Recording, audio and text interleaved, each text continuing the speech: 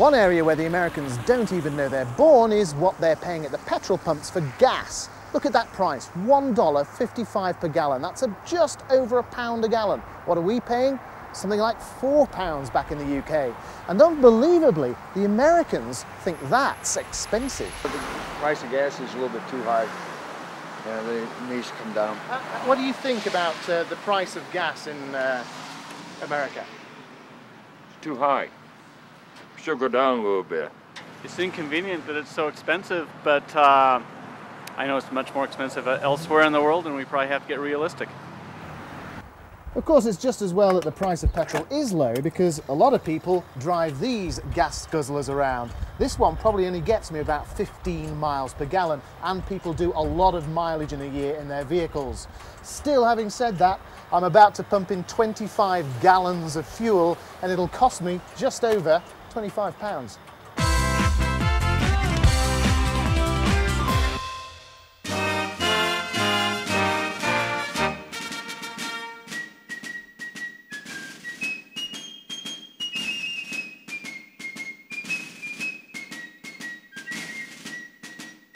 How would you like a car designed with your input in mind? Well, that's exactly what GM did with this Pontiac Aztec. It's brand new, the year model is 2001, and it's a flash red. What they did is they went to the streets of North America and they said, well, what would you like to see in your next SUV? So they surveyed a whole bunch of people, and then they input all of that information into the computer, and then the designers got all that information and came up with this. But there isn't really a cohesive design to the Aztec.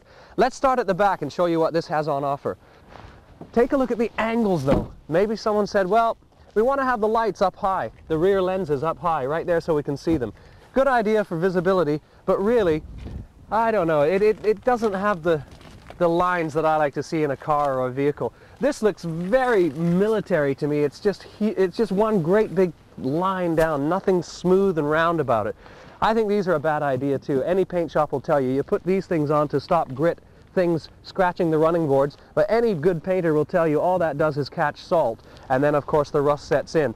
At the front, maybe one of those customers said, well, we want to see a nice big front. I feel safer in a car with a nice big front, a great big bumper like that, and that's certainly what they've done here. And of course they have the stack design with the headlights here and the indicators on top.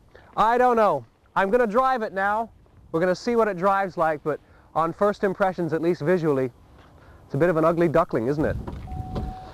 Well, obviously I've had a peek through the windows, and now that I'm actually in the cabin, the lack of cohesive design certainly transforms, exists, I guess, in the cabin as well. Look at these big, ugly, bumpy, frog-eyed, bug-eyed vents. All they're doing is pushing out air. Why do they do that?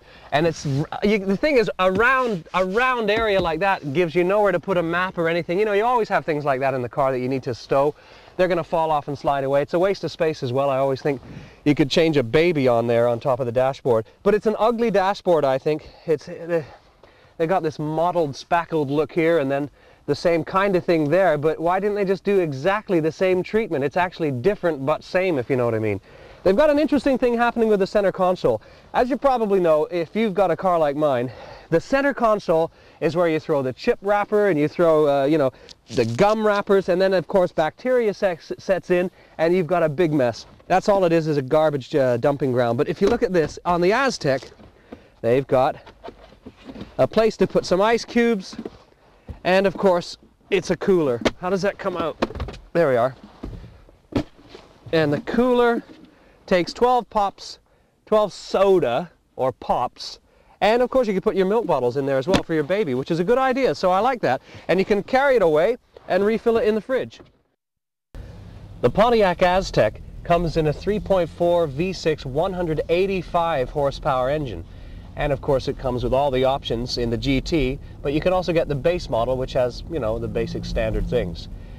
It's got a lot of power under the hood. Let's see what it does here on Bell Island in Detroit, just across the river. This, of course, is shut down right now. It's the off-season, snow everywhere, and a few people just feeding the geese and what have you, but this is a very appropriate place to be test driving a car. They do the famous Indy kart race here every summer, part of the kart circuit. I think I saw Michael Andretti spin out on this corner, actually, last summer. I'll say one thing about the Aztec. You do feel safe sitting inside the cabin. You're high off the ground, and it's very, very big and bulky, which does give you a feeling of security and comfort, and that's important, I guess, with, you know, some of the aggressive drivers that we have on the highways and byways these days. It's funny, that big window, the hatch at the back has a line right across in the rear view mirror. It's very distracting. That's going to annoy the hell out of every driver that gets behind the front wheel.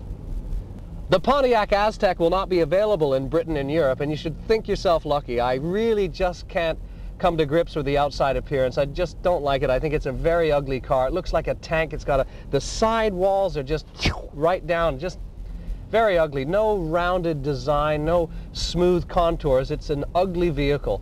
But on the upside, when you're sitting where I am now, it feels safe, it drives really nicely, it grips the road very well. So maybe those people that were involved in the survey were right.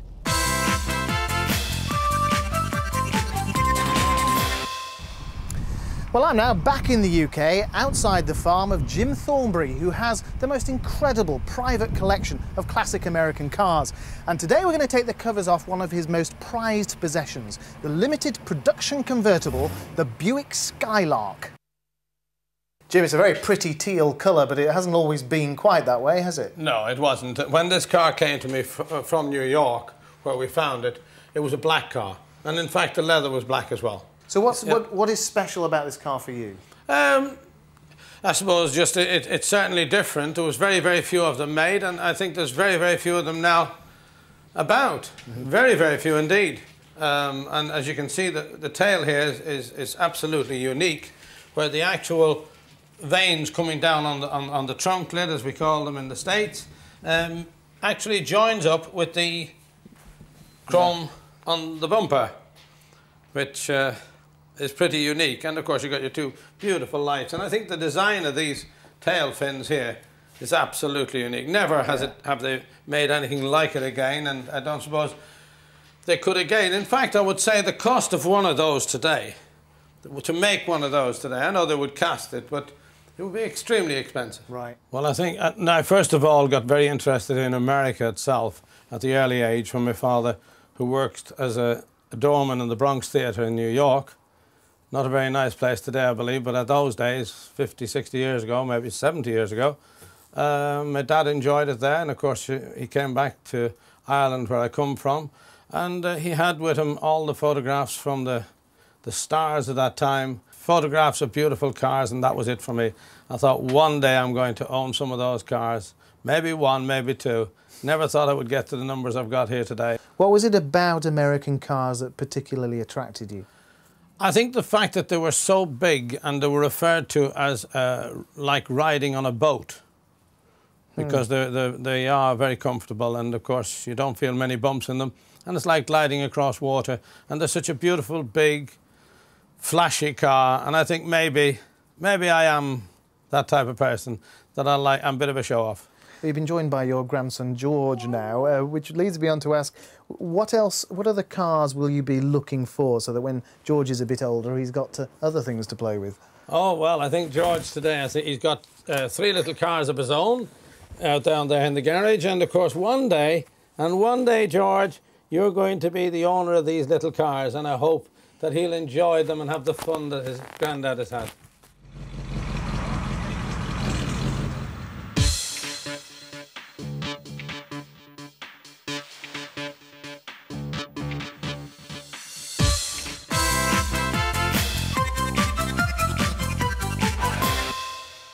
If you want to strike fear in the heart of every American driver, simply put one of these in the middle of the road. It's called a roundabout. Now, you may have heard about the one in Florida that caused so much confusion they eventually took it out and went back to the old-fashioned 4-way stop system. And indeed, when they put this one in to begin with, some drivers thought the best way to negotiate it was simply to launch themselves over the top, Starsky and Hutch style. So to avoid future accidents, they've made things rather simple. It's a clue. Look, it's a roundabout. You go round to the right, you give way to the left. Easy.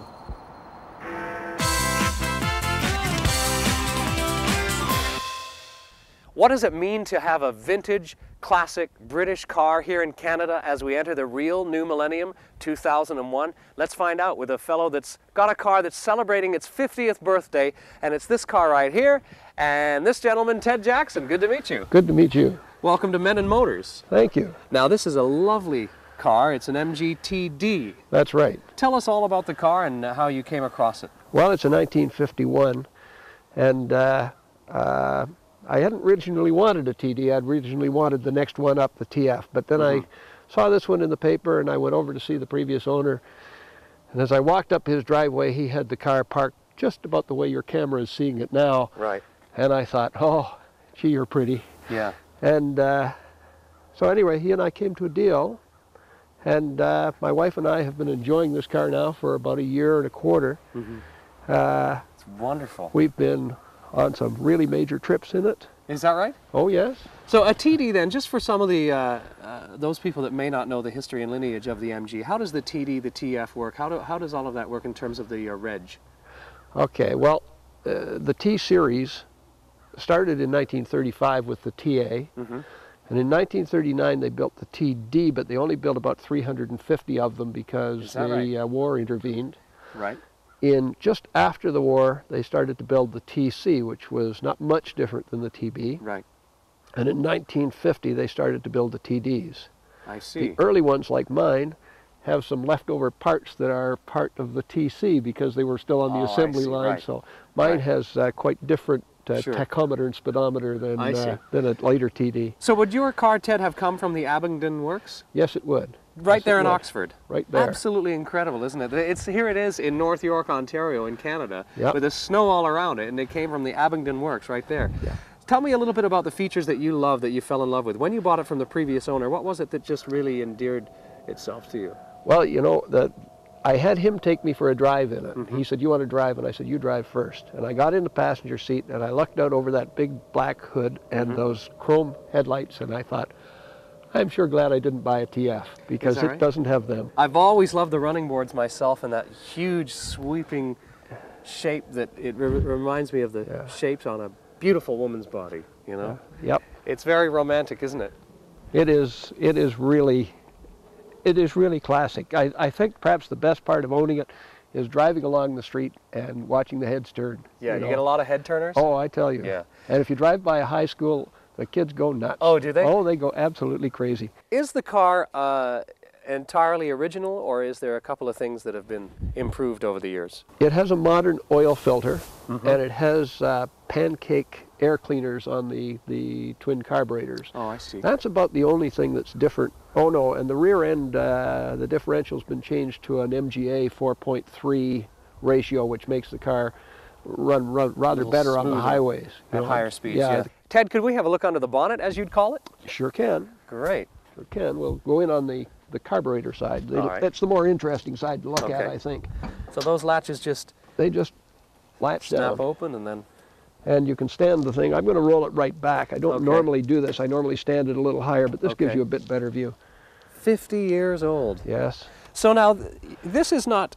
we've seen some cars that have been broken down to every small component and polished to perfection. This is a working car that you've chosen to keep this way. Well, yeah, my engine compartment is not as clean as the purists would have it. This But one, I like to see a bit of grime and grit. It shows that the engine's doing its thing. I mean, we don't want to see loads of oil coming out of that rocker cover gasket, but you want to see a bit of that. Yep. I think you do anyway. Well, we've put better than almost 7,000 miles on this car in the year that we've been driving it. Oh, really? And that's the summer year, basically.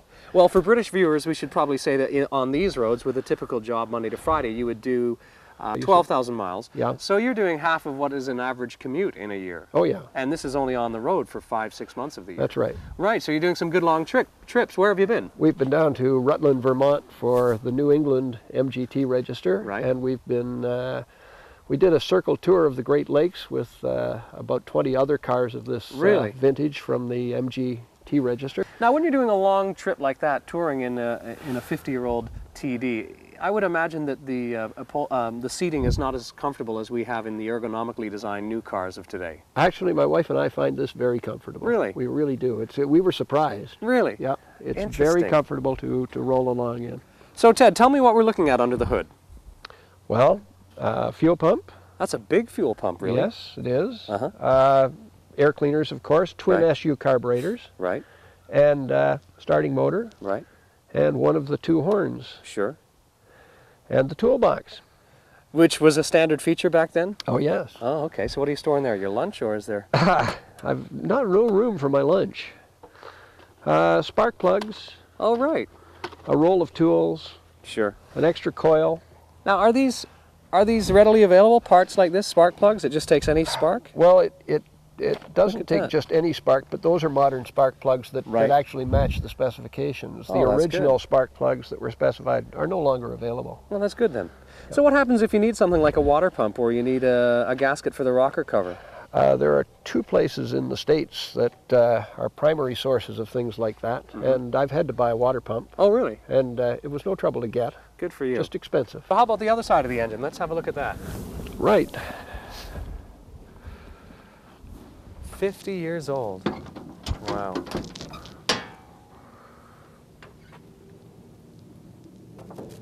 Wonderful. There it is, MG Car Company, Abingdon-on-Thames. That's right. Body type 22381. What would that mean then, body type? The engine numbers are also a part of it, so you'll see old cars that they say numbers match. Well, the numbers on this don't match. The original engine was replaced with an engine that actually is about 200 numbers earlier in the series. Oh, is that right? I see. But that was fairly common practice back in those days. So on this side then you have, of course, the distributor cap and the 4 spark plug leads, and this is the generator, is it? Yep, Right. And instead of being an alternator, it's generating power. that's right. I see, right. Good. Okay. And your tachometer, incidentally, curiously enough, runs off the back end of the generator. That's kind of Oh, a I see. standard kind of MG thing, I think. Oh, right. Very good. And there's the other horn. You Right. get one horn that's high and one horn that's low, and they make a nice blended noise. Really? Can we hear that? Oh, sure. Excellent. Let's hear that. 50-year-old horn. I wonder what... That's a nice sound. Isn't it?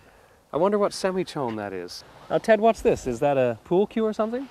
That's the gas gauge. The gas gauge. Well, there is a warning light in the car to tell you when you're getting low on gas. You're joking. But that's just a piece of dowel that's marked off in liters on one side and U.S. gallons on the other side, and I have to plumb the tank with it if I want to find out how So much you just gas dip? is. I just dip. And where's the gas tank then, at the back? Gas tank is at the back. So show us how you do that, not actually opening it, but just, Well, you would just come to the back when it you're at takes- the service station and... it takes nothing to you just Right. open it up and you drop it in. Really?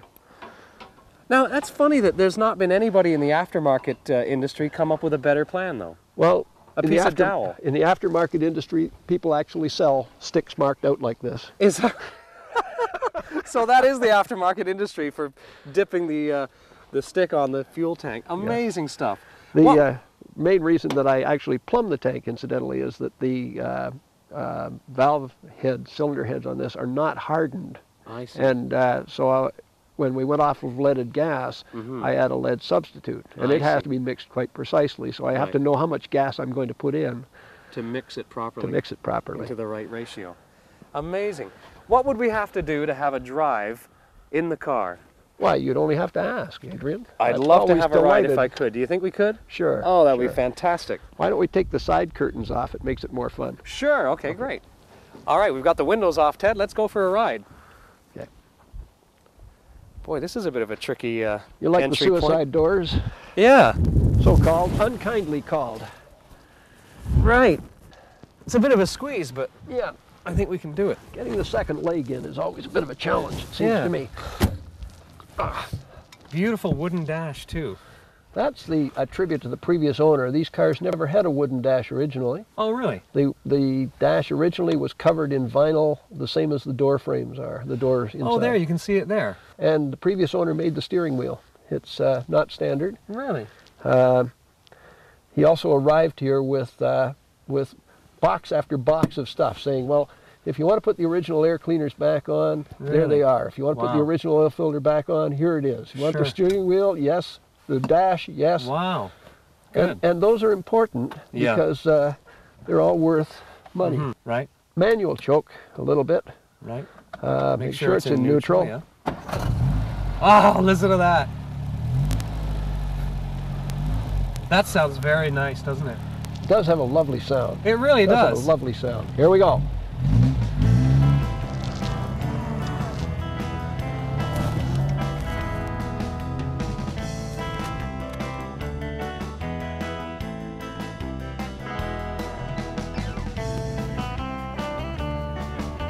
What a great ride, Ted. It drives just like it came out of the factory 50 years ago.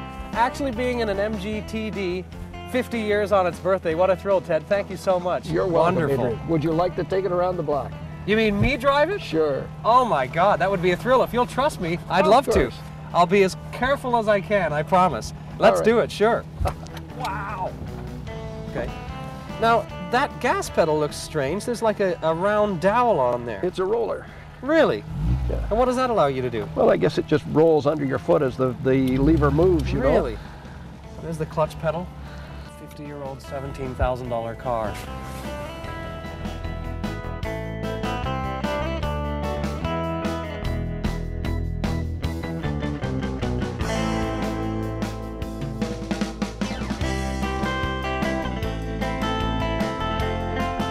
Very nice, lovely ride. What a great thrill to be in this. On its birthday, too. Happy birthday to...